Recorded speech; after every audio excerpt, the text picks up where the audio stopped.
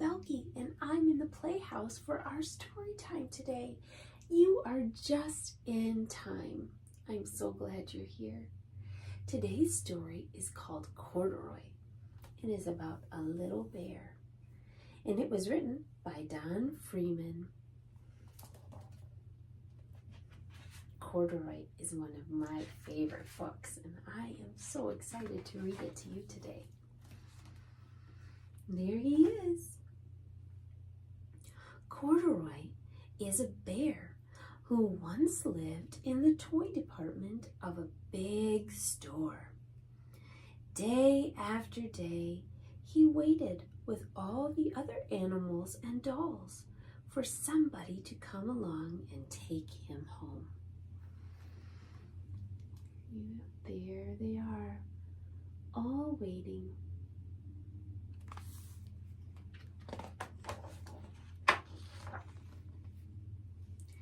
The store was always filled with shoppers buying all sorts of things, but no one had ever seemed to want a small bear in green overalls. Then one morning, a little girl stopped and looked straight into Corduroy's bright eyes. "Oh, Mommy," she said, "look, there is the very bear I've always wanted." "Not today, dear," her mother sighed. "I've spent too much already. Besides, he doesn't look new. He's lost the button to one of his shoulder straps."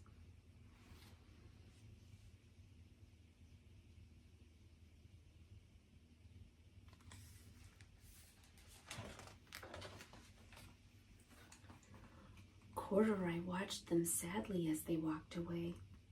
"I didn't know I'd lost a button," he said to himself. "Tonight, I'll go and see if I can find it."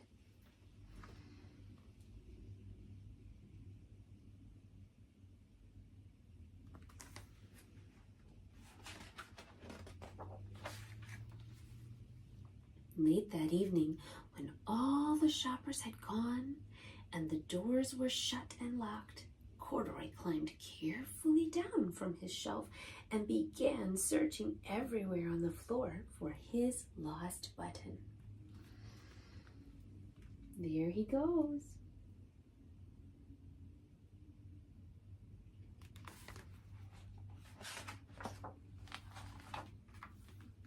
Suddenly, he felt the floor moving under him.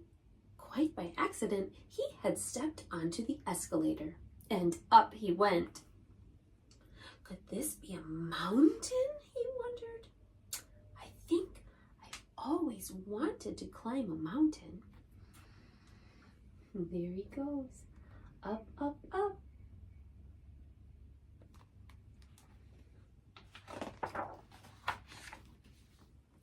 He stepped off the escalator as it reached the next floor, and there before his eyes was a most amazing sight. Tables and chairs and lamps and sofas and rows of beds. "This must be a palace," Corduroy gasped. "I guess I've always wanted to live in a palace."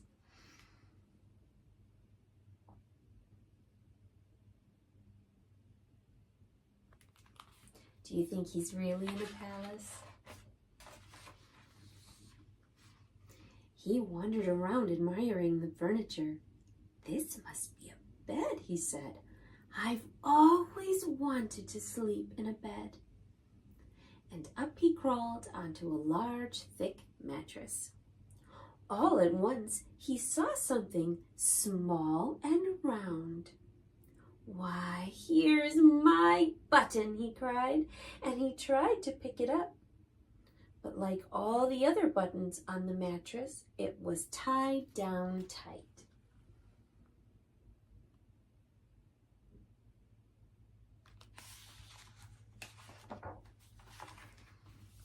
He yanked and pulled with both paws until, pop, off came the button, and off the mattress Corduroy toppled. Bang! Into a tall floor lamp. Over it fell, with a crash.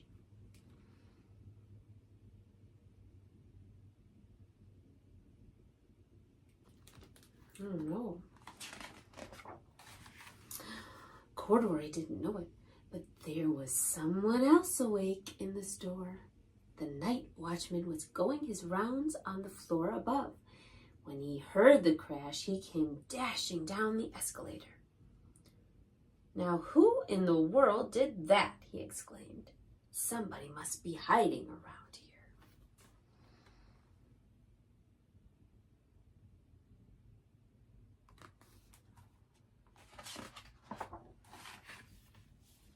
He flashed his light under and over sofas and beds until he came to the biggest bed of all, and there he saw 2 fuzzy brown ears sticking up from under the cover.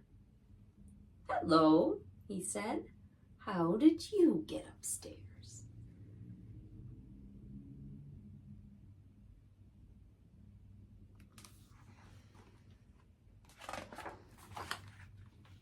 The watchman tucked Corduroy under his arm and carried him down the escalator and set him on the shelf in the toy department with the other animals and dolls. Is he back where he belongs? He is.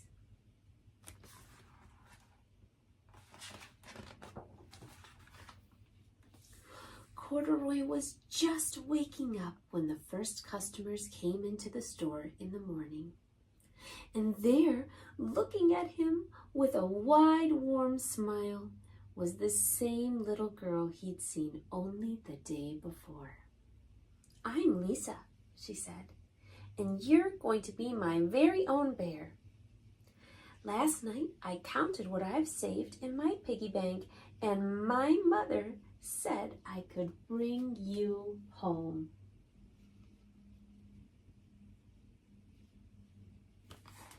I think that made Corduroy pretty happy, don't you? "Shall I put him in a box for you?" the saleslady asked. "Oh, no, thank you," Lisa answered, and she carried Corduroy home in her arms. She ran all the way up 4 flights of stairs into her family's apartment and straight to her own room. Lisa looked so happy.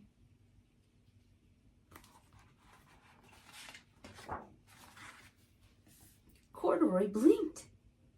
There was a chair and a chest of drawers, and alongside a girl-sized bed stood a little bed just the right size for him. The room was small, nothing like that enormous palace in the department store. "This must be home," he said. "I know I've always wanted a home." Lisa sat down with Corduroy on her lap and began to sew a button on his overalls. "I like you the way you are," she said, "but you'll be more comfortable with your shoulder strap fastened."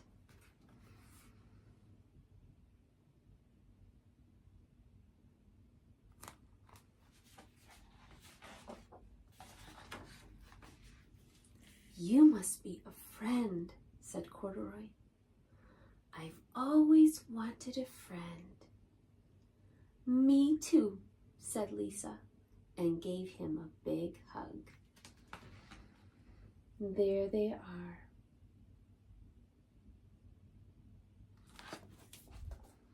Corduroy and Lisa both got the friends they always wanted.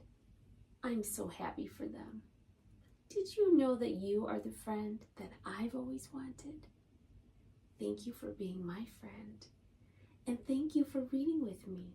I love you, and I will see you next time.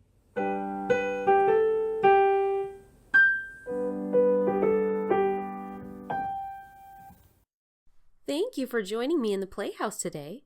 If you've enjoyed Mrs. Boehlke's Seeds of Sonship, please also subscribe on YouTube and join us for more stories, lessons, and songs. Can't wait to see you there.